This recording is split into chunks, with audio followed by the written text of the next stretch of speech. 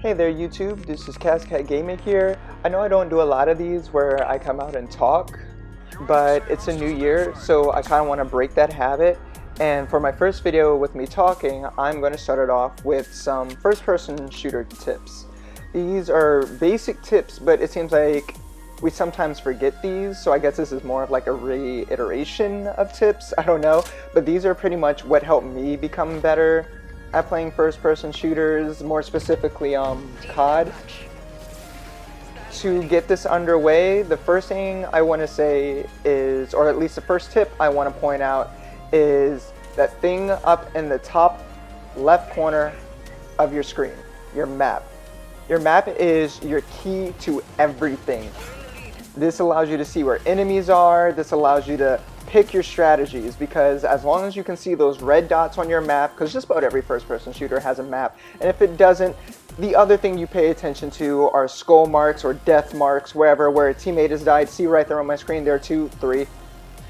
And this allows you to get a idea of where your enemies are.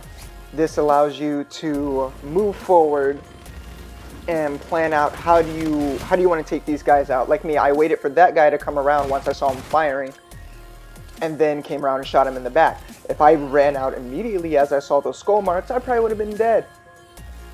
Your map is your golden key. This prevents you from getting shot in the back, getting jumped by anybody. Your map also slightly helps you against people who use suppressors, the suppressor warriors who like to crouch walk around corners and such. When you look at your map and you see one of those triangles suddenly disappear off your map, but there is no red marker, that lets you know, hey, that guy probably has a suppressor, he's probably somewhere over there. Plan how you want to do this. The other thing your map helps you with is when you see your entire team get wiped out on one side of the map. This allows you to... This pretty much says, don't go over there. I see a lot of people when I play online, they all want to run over there. Like, oh, I'm going to pick off the people who are hurt. Well, if you just watch your entire team lose a gunfight to the entire other team, you're the last man standing waiting for your team to respawn. It's not a good idea to go running over there and thinking you're going to try to clean house as a one-man army. It doesn't really work that way. Too many times have I been shot in the back when I'm playing because people don't like to pay attention to their map. Your map shows you everything. Your skull markers show you where people have died and let you know there's enemies over there and they're moving somewhere. This allows you to do, as I'm doing right here, watch your choke points. You can listen out for enemies' footsteps behind you, but you want to watch the choke point where you think they're going to be coming from. If they haven't come there by the time you're looking there, they're probably moving around you. And then you can plan for that and get behind them. The other thing we seem to miss is that we think we can just immediately scope in and kill somebody. That doesn't work all the time. One reason I do it is because I like quick scoping and feels fun, and that's where reaction timing comes in, but that's a whole different situation on its own. Scoping in around corners, or at least peering your corners like how I did, it's called pie crusting pretty much. It's where you cut the slice of the pie and you kind of stay along the crust of it while you watch that center point. That's pie crusting. So that allows you to prepare yourself for enemies who might be around the corner, and if you feel like you're going to snap aim on them, it's a little bit easier to do, and you're strafing while doing it, so everything just works out better for you when you manage to do that. But if you don't know where they are, and you're just taking an estimate on where you think they might be, and you're absolutely clueless, pre-aim your corners. You can't go wrong with pre-aiming your corners. See, I'm pre-aiming here because I thought I heard somebody's footsteps, and I'm sitting here waiting for them. I'm going to toss that right there. I placed that wrong. I hate using this thing, it's not all that great. But you want to pre-aim your corners. It prevents you from getting jumped, somewhat. It doesn't always work, but it's better than running in and not being prepared. Those are pretty much basic tips. The other ones just kind of rely on reaction timing, watching your map, watching what's going on in front of you. That's all it really is to it. That's how I got good. I watch my map. I think I spend like 40% of the time watching my map, about 30% of the time watching the screen in front of me, and 30% of the time down my scope.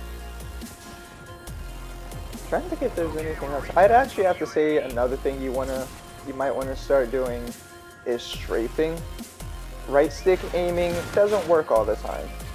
Keeping a good center point, see how I'm doing there? Keeping a good center point is better than trying to move your right stick and thinking you're going to get the kill. Strafing around your opponent moves your body and prevents them from getting a good, decent shot on you. I'm going to use the scare real quick. Boom.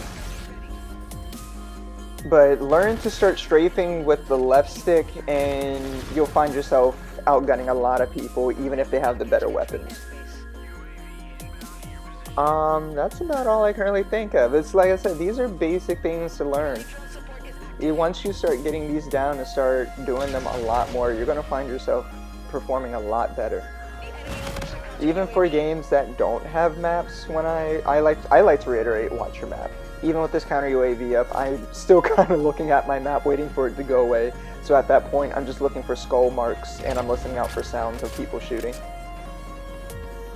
But for games that don't have maps, say like Overwatch, Rainbow Six, how is this guy alive?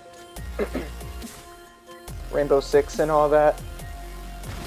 You want to watch the skull marks at that point. Every game has death markers. If you want to get good at reading death markers and getting good at reading enemies, figuring out where they are, listening out for their footsteps and such, because almost every game has that too now. People start relying on that more. Play games that have hardcore modes in them, ones that take away your map, or play freaking Overwatch, because Overwatch doesn't have a map at all. That'll teach you to start reading people. Another good one is memorizing choke points. I almost forgot that. Memorize choke points in the map, because choke points tend to be spots where people always like to go to because they know it's an easy kill. These are high clustered areas, so this is where you're going to find a lot of your kills, but don't go rushing in there. Do it like I said, like pre-aim your corner. Look, this dude pre-aimed because he saw my teammate there. He didn't just snap aim. No one was there beforehand, so he aimed and then waited. But choke points like right here, because I'm a sniper, there's only one way for them to come in. You want to start memorizing how a lot of people tend to play, because when it comes to maps, when it comes to map-based games like this, people tend to always run to the areas where they know they're going to get a lot of kills. And when you see a lot of people there, you are left with a whole bunch of different options. You have the option of taking them on head-on. You have the option of trying to flank them. Like me, I'm going around here, but I saw my teammates die, so I'm going to come back around because I know he's right there. I'm reading my map. I'm watching my map.